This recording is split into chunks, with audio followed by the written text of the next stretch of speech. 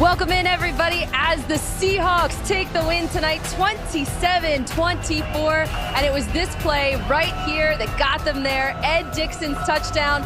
Only one catch tonight, but it was worth it. It was a big one. He was efficient, that's for sure. So now the Seahawks stay alive for that wild card spot in the NFC. It's all about that playoff push right now. And the fans, they're sticking around. This place was jamming tonight. It was so loud in here. We're going to actually talk to Russell Wilson in just a little bit. Welcome in, everybody. I'm Colleen Wolfe alongside Steve Smith Sr. Yep, here I am. Steve Mariucci. Senior. Yes? No. Yeah, Michael Irvin is on the end over there. Yes. All right, guys, we got to take a look at this playoff picture. As I just talked about in the NFC, it was all about the playoffs coming into this game with these two teams. And here you can see right there in the hunt, the Seahawks now 5-5, and the Packers fall to 4-5-1. So let's take a look at that final drive for the Seahawks, because that was key in this win for them.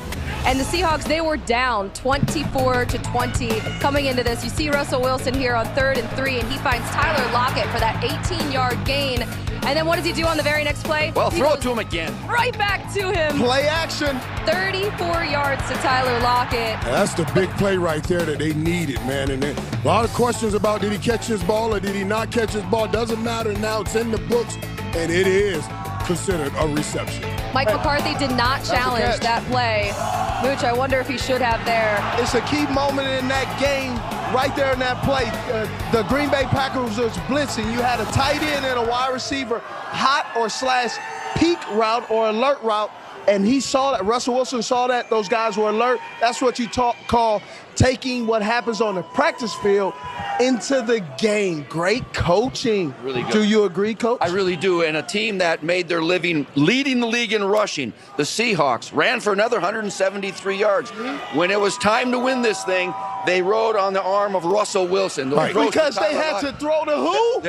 To the Tyler Lockett and the receivers. That's right. And the touchdown to Ed Dixon, the tight end. What a great game between two great teams. And we talked about that in the pregame. We say, can you win a Super Bowl with a great run game in defense? And I said yes, but you will have to use that passing game. And they used it in spots, in the right spots, and they made the play when they needed to make the play. And then they used the run game to close out this game like they needed to in the end. Well, they had to, but let's be honest. It got pretty boring when they kept just running, hitting their head on the wall. All of a sudden, they realized the only way they're going to get back in that game is they got to loosen up, throw some WD-40 in that elbow, and throw it to your plate. And use some play. They used some play action to make some plays. Yes, 7 straight games now with at least 150 yards rushing for the Seahawks. And like we talked about earlier in the pregame show, it opens everything up for the play action passing, like you just said. So did they save their season tonight? Do you think that this is one of those games where it all turns around for them? Well, you save your season to play another week.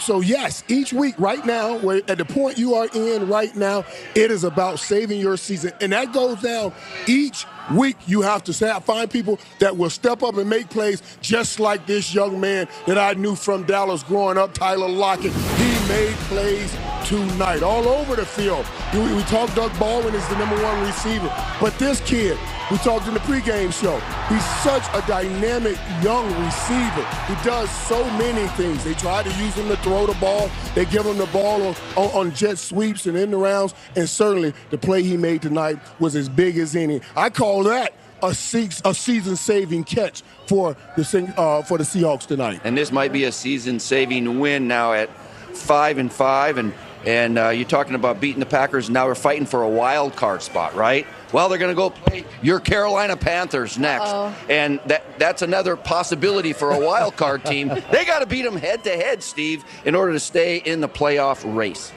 Why do you have to touch me, though? I just want to get your attention because then they play the Minnesota Vikings a couple games after that, and that's another potential wild card team that they have to beat. And they'll be good games. Listen, I know you coach other receivers that don't listen, but I actually listen to you, Coach. So I agree with you. And one of the things that's really important that you need to do is they had to show that they can come back when they don't start off hot.